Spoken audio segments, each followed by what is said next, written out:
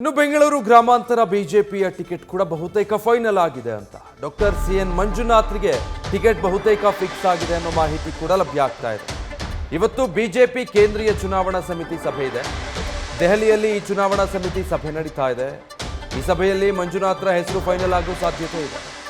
ಹೀಗಂತ ನ್ಯೂಸ್ ಫಸ್ಟ್ಗೆ ಬಿಜೆಪಿಯ ಉನ್ನತ ಮೂಲಗಳಿಂದ ಮಾಹಿತಿ ಸಿಗ್ತಾ ಇದೆ. ಇವತ್ತಿನ ಸಭೆ ಈ ಎಲ್ಲ ಕಾರಣಕ್ಕೆ ಬಹಳ ಕುತೂಹಲ ಹೊಂದಿದೆ. ಸಾಕಷ್ಟು ನಿರೀಕ್ಷೆಗಳು ಇದೆ. ಮೈಸೂರು ಬೆಂಗಳೂರು ಗ್ರಾಮಾಂತರ ಈ ಎರಡು ಕ್ಷೇತ್ರಗಳ ವಿಚಾರವಾಗಿ ಡೀಟೇಲ್ಸ್ ಕೊಡ್ತಾರೆ ಮಧುಸೂದನ್. ಮೈಸೂರು ಕೊಡಗು ಕ್ಷೇತ್ರದ ಬಗ್ಗೆ ಹೇಳ್ತಾ ಇದ್ರಿ. ಇತ್ತ ಬೆಂಗಳೂರು ಗ್ರಾಮಾಂತರ ಮತ್ತೆ ಡಾಕ್ಟರ್ ಮಂಜುನಾಥ್ರನ್ನ ಅಭ್ಯರ್ಥಿಯನ್ನಾಗಿಸೋ ವಿಚಾರ ಅದು ಕೂಡ ಇವತ್ತೇ ಫೈನಲ್ ಆಗ್ಬೋದಾ?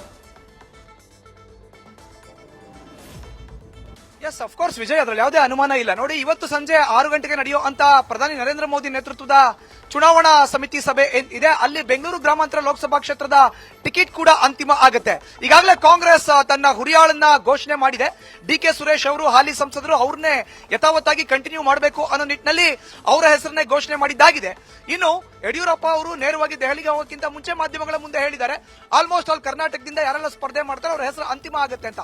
ಕುತೂಹಲ ಏನು ಅಂತ ಹೇಳಿದ್ರೆ, ಬೆಂಗಳೂರು ಗ್ರಾಮಾಂತರ ಲೋಕಸಭಾ ಕ್ಷೇತ್ರಕ್ಕೆ ಬಿಜೆಪಿ ಅಭ್ಯರ್ಥಿ ಆಗ್ತಾರ, ಜೆಡಿಎಸ್ ಅಭ್ಯರ್ಥಿ ಆಗ್ತಾರ ಅನ್ನೋ ಕುತೂಹಲ ಇತ್ತು.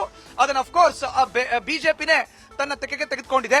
ಅದರಲ್ಲೂ ಪ್ರಮುಖವಾಗಿ ಜಯದೇವ ಹೃದ್ರೋಗ ಸಂಸ್ಥೆಯ ಮಾಜಿ ನಿರ್ದೇಶಕ ಜೊತೆಗೆ ಎಚ್.ಡಿ. ದೇವೇಗೌಡರ ಅಳಿಯ ಆಗಿರೋ ಅಂತ ಡಾಕ್ಟರ್ ಸಿಎನ್ ಮಂಜುನಾಥ್ ಅವರ ತೆಕೆಗೆ ಹಾಕಲಾಗುತ್ತೆ ಅನ್ನೋ ಒಂದು ಎಕ್ಸ್ಕ್ಲೂಸಿವ್ ಮಾಹಿತಿ ನ್ಯೂಸ್ ಫಸ್ಟ್ಗೆ ಲಭ್ಯ ಆಗಿದೆ. ಇದೇ ವಿಚಾರನ ನ್ಯೂಸ್ ಫಸ್ಟ್ ಈ ಹಿಂದೆ ಕೂಡ ಬ್ರೇಕ್ ಮಾಡಿತ್ತು. ಅದರ ಮುಂದುವರೆದ ಭಾಗವಾಗಿ ಇವತ್ತೇ ಬೆಂಗಳೂರು ಗ್ರಾಮಾಂತರ ಲೋಕಸಭಾ ಕ್ಷೇತ್ರದ ಹಾಲಿ ಅಭ್ಯರ್ಥಿಯಾಗಿ ಡಾಕ್ಟರ್ ಸಿಎನ್ ಮಂಜುನಾಥ್ ಅವರ ಹೆಸರು ಘೋಷಣೆ ಆಗುವಂತದ್ದು ಬಹುತೇಕ ನಿಶ್ಚಿತ. ಕಾರಣ ಏನು?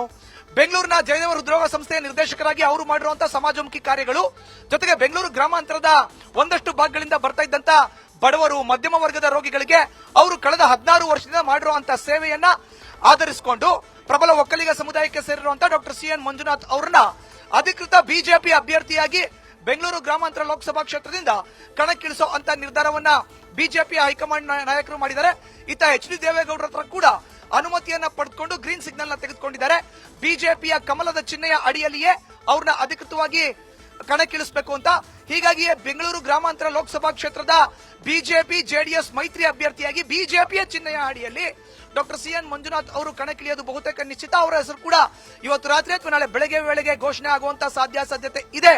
Vijay, thank you Madhusudan. News First ನಿರ್ಭೀತಿಯಿಂದ ನಿಮ್ಮ ಪರವಾಗಿ.